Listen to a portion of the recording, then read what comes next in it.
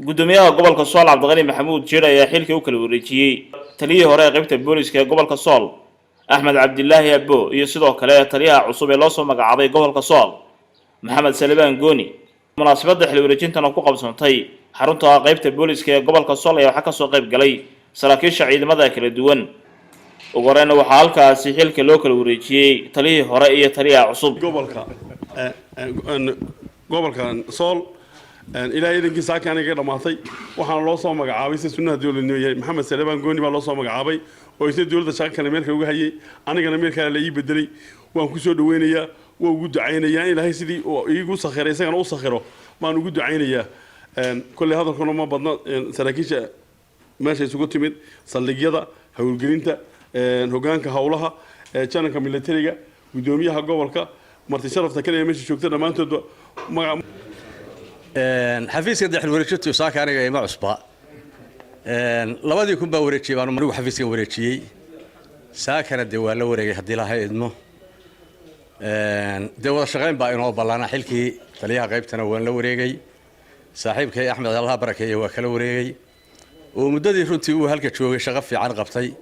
shaqo wanaagsan ka hayay anna waxaan leeyahay intii la igu duceeyay in Ilaahay ugu asturo maayarka degmada Laascaanood iyo gudoomiyaha gobolka Sool ayaa dhankooda ka hadlay xil wareejintaasi iyagoo sagootiyay taliyihii hore isla markaana soo dhaweeyay taliyaha cusub. waxaan joognaa xafladii xil wareejinta taliyihii hore ee qaybta booliska gobolka Sool gaashaanle dhexe Axmed Cabdillaahi oo hadeer noqday taliyaha cusub ee qaybta booliska gobolka Gabiley iyo taliyaha cusub ee loo soo magacaabay qaybta booliska gobolka Sool Maxamed Salibaan Gooni taliyihii hore ee qaybta booliska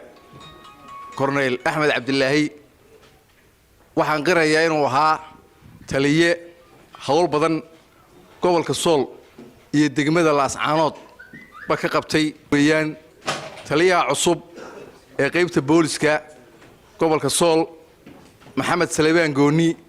waxaan Ilaahay uga baryaynaa anigu ducaynaynaa xilka culus ee loo soo egmaday inuu Ilaahay ku asturo isagoo taliyuu sidoo sheegayna 2010kii halkan xilka ku wareejiyay maanta haddana 2020kii haddana isaga lagu wareejiyay runtii maanta waa maalin weyn oo 13kii March waxaynu u joognaa xil wareejintii taliyaha qaybta cusub Maxamed Salibaan Gooni leena soo magacaabay Soomaalidu waxay tiraahdaa carab laad cusub lama tilmaamo maxamed loo tilmaami maayo gobolka Sool iyo bilisnimo iyo shaqo toona insha Allah isaga intaas kaga filan wixii dardaarana iyo wixii kalena hoos baan soo oranaa insha Allah oo aan u baahanaa inaan si fiican u naahno waa soo dhaweyn waxaan leeyahay maxamed ku soo dhawow gobolkaagi iyo shaqo wanaagsan runtii hawl badan iyo waqti badan baa inoo yaala insha Allah aan wada qaadan doonaa Axmed waxaan leeyahay waad ku mahadsantahay muddo 9 bilood oo dhowdhow wada shaqeynay runtii Soomaaliya waxay tiraahdaa Ilaahay wuxuu subxaanahu wa ta'aala qofka binaadka ku mahadnaq Ilaahay inuu mahad celiyo.